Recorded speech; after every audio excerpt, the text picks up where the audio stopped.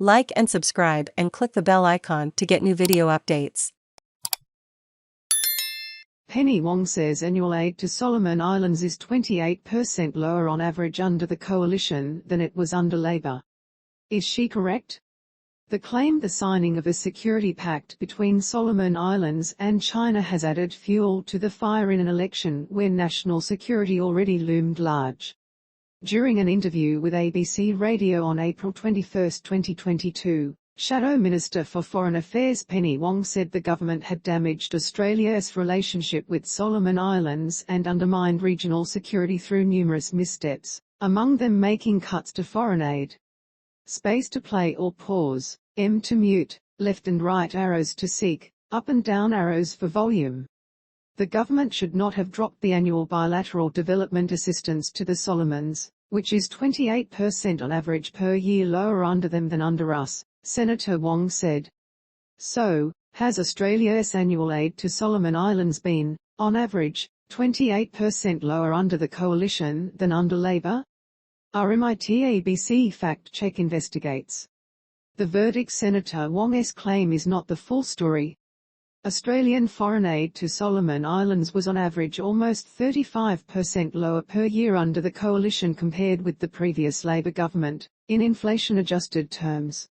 However, a major cause of that has been the end of Australia's role in a 14-year mission to Solomon Islands, which began in 2003 with the aim of restoring law and order after the country began sliding into civil unrest. This led to a surge in funding that experts told Fact Check was similar to assistance offered following a natural disaster, and which they said rendered the comparison largely meaningless. Funding for the regional assistance mission decreased under both Labour and coalition governments before ending entirely in mid-2017. One expert noted that despite the mission ending, none of the substantial development programs operating alongside it had been cut. What counts as foreign aid? Part of a nation's soft power toolkit, foreign aid comes in various forms and can serve various purposes, such as the enhancement of national security or the achievement of humanitarian or diplomatic goals. Indiana, Australia's case, the government defines aid as spending that meets the definition of official development assistance, ODA, set by the Organisation for Economic Cooperation and Development. The OECD defines this as government aid that promotes and specifically targets the economic development and welfare of developing countries. Starting the clock, Fact Check has used 2007-08 as Labour's first financial year in office, on the basis that it was in power for more than half of that year.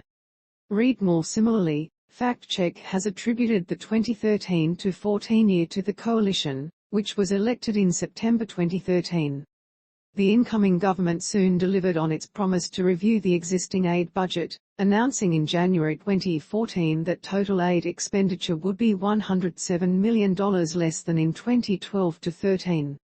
The new annual aid figure for 2013-14 of $5.042 billion was also $624 million lower than Labour had allocated in its final budget.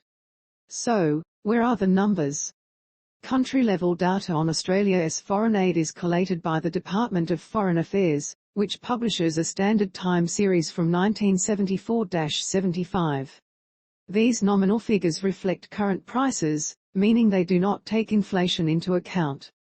Consistent with previous analysis, Fact Check has relied on the Australian Bureau of Statistics Consumer Price Index, CPI, to calculate inflation-adjusted figures. This methodology mirrors that used by Australian National University's Development Policy Centre to produce its Australian aid tracker data. Averages for each government have been calculated using actual expenditure figures, available to 2020-21. Estimates for 2021-22 and 2022-23, found in the department's portfolio budget summaries, have not been used to assess Senator Wong's claim but are included for completeness, with projected CPI figures drawn from the federal budget. Where possible, Fact Check has included temporary aid provided by the Australian government to combat COVID-19. A spokeswoman for Senator Wong told Fact Check her claim was based on data from the department's yearly statistical summaries, which differ slightly from the standard series preferred by Fact Check. Senator Wong has also included estimated spending to June 2023 but excluded temporary COVID-19 aid. What the data shows, Senator Wong said annual aid was on average 28% lower under the coalition than under Labour. The data shows that, in nominal terms, aid to Solomon Islands averaged at $171.7 million per year under the coalition, compared with $228.5 million under Labour. That means the annual aid budget was on average 24.9%, $56.8 million, smaller under the coalition. As the chart shows, there was a spike in aid spending from 2018-19. This came after the coalition agreed to help build an undersea telecommunications cable linking Solomon Islands and